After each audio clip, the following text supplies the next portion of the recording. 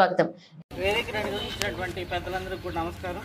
అదేవిధంగా మీ అందరికీ కూడా ముందుగా గణతంత్ర దినోత్సవ శుభాకాంక్షలు తెలియజేస్తూ ఉన్నాను.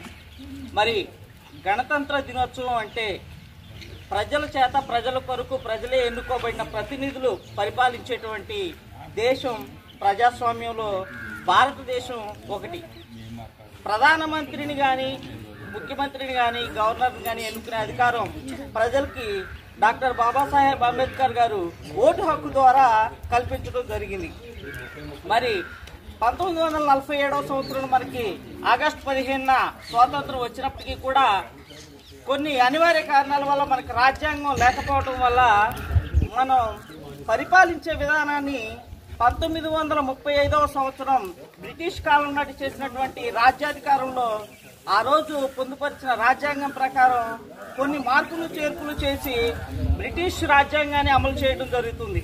కానీ 1950వ సంవత్సరం మన జనవరి 26వ తారీఖున బాబాసాహెబ్ అంబేద్కర్ గారు రాజ్యాంగాన్ని పొందుపరిచి అనేక దేశాలు తిరిగి అక్కడ సమతుల్యతను చూసి సమానత్వంగా ఉండాలి, భారతదేశ ప్రజలందరూ కూడా అణగారిన వర్గాలని చులకంగా చూస్తున్న ఈ సమానత్వం కావాలి, ఎక్కడైతే వెనకబడిన వారు ఉన్నారో వాళ్ళందరూ కూడా పాఠశాలకు వెళ్ళాలి, ఈ రోజు మీరందరూ ఇక్కడ కూర్చున్నా మేము ఇక్కడ కూర్చున్నా ఎవరైనా సరే సమానత్వంగా ఉన్నామంటే దానికి ముఖ్య కారకులు మన డాక్టర్ బాబాసాహెబ్ అంబేద్కర్ గారు.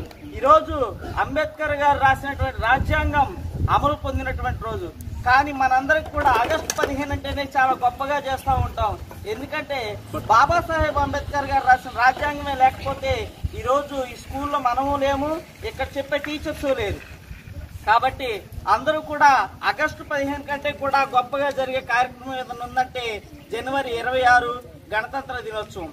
మన భారతదేశంలో ఇదివరకు రాజ్యాలుగా ఉండేవి. రాజ్యాలంటే ఒక రాజు పరిపాలించేటువంటి ప్రాంతాన్ని రాజ్యాలుగా విభజించి పరిపాలిస్తూ ఉండేవారు. కానీ నవంబర్ 26 తర్వాత రాజ్యాలు పోయి దేశం మొత్తం కూడా ఒకే పరిపాలనలోకి వచ్చింది. అదంతటా కూడా కారణం బాబాసాహెబ్ అంబేద్కర్ గారు.